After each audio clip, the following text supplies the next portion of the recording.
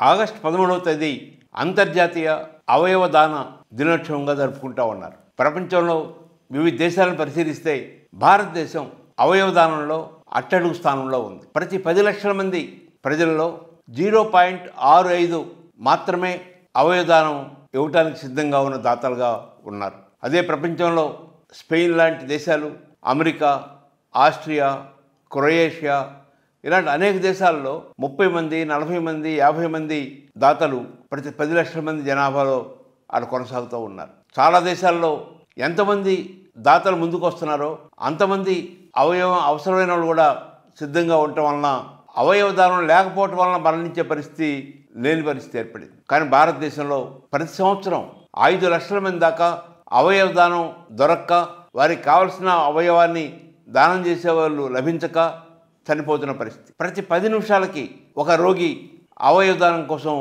ఎదురు చూస్తూ ఉన్న పరిస్థితి. మన దేశంలో 10 లక్షల మందికి ఒకరు కూడా అవయవదానం ఇచ్చేవాడు లేని పరిస్థితి. దీనికి ప్రధాన కారణం ఇది ఒక ఉద్యమంగా జరగకపోవటం, రాజకీయ సంకల్పం లేకపోవటం, అధికార సంకల్పం లేకపోవటం, ప్రజల్లో పెద్ద ఎత్తున చైతన్య కార్యక్రమాలు నిర్వహించి వాళ్ళ ఆలోచనల్ని తీసుకురావడానికి పౌర సంస్థలు, ప్రజా సంఘాలు, రాజకీయ పార్టీలు పెద్ద ఎత్తున కృషి చేయలేకపోవటం. ప్రపంచంలో 1954లో మొదటిసారి కిడ్నీ మార్పిడి జరిగింది.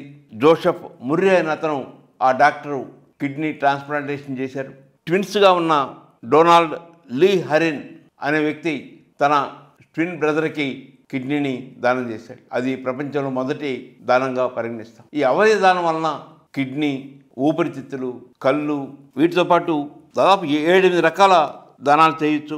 ఒక్క అవయవ దాత 8 మంది ప్రాణాలను కాపాడవచ్చు. అవయవ దాత తన దేహం నుండి గుండెను, ఊపిరితిత్తులను, కాలేయాన్ని, కిడ్నీలను, ప్యాంక్రియాస్ను, కణజాలాలని వీటన్నిటిని దానం చేసే అవకాశం ఉంది. మొత్తం శరీరానంతా దానం చేస్తే అది మెడికల్ కళాశాలలో విద్యార్థులకి పరిశోధన చేసుకోవడానికి ఉపయోగపడుతుంది. భారతదేశంలో 147 కోట్ల జనాభా ఉన్న దేశంలో అవయవ దానం ఒక పవిత్రమైన కార్యక్రమంగా, ఒక గొప్ప కార్యక్రమంగా, ప్రజల జీవితాన్ని మార్పు చేసే కార్యక్రమంగా భావించి ముందుకు రావాల్సిన అవసరం ఉంది.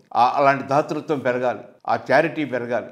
ముఖ్యంగా యాక్సిడెంట్ జరిగినప్పుడు ప్రాణాలు కోల్పోయిన వారి యొక్క అవయవాల్ని వెంటనే దాతల నుంచి తీసుకొని ఇవ్వగలిగితే 7 మంది యొక్క ప్రాణాలని కాపాడే అవకాశం ఉంది. మన రాష్ట్రంలో గూడూరు సీతామహాలక్ష్మి ఇది ఒక ఉద్యమంగా చేస్తూ ఉన్నారు. ఇంకా అనేక మంది ముందుకు రావాల్సిన అవసరం ఉందని జనచైతన్య వేదిక భావిస్తుంది.